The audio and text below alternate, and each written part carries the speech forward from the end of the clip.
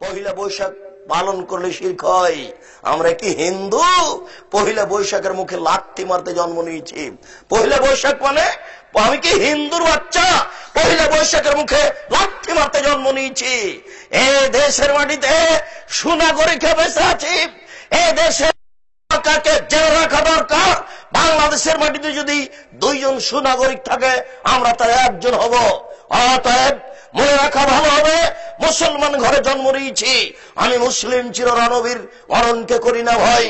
মরলে শহীদ, বাঁচলে রাজি, আমার উভয় সমান।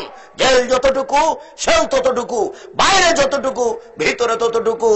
মরলে শহীদ, বাঁচলে গাজী, উভয়ই আমার সমান। আমি এই জীবনের 5 পয়সা দাম দিলে আমি মুসলিম চিররণবীর। আমি পহিলা বৈশাখের মুখে লাথি মারি। আমি মুসলিম, আমি এই দেশে বসবাস করি।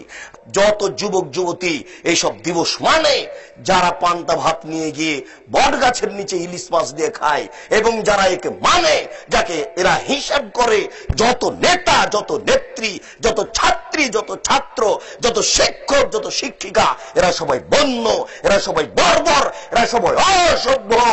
যারা এইসব দিনকে পালন করে, আমি আব্দুর রাজ্জাক যদি তাদের মুখ প্রমাণ না করতে পারি, আমি জাতির সামনে জিন্দেগি তার কোনোদিন আসবো না।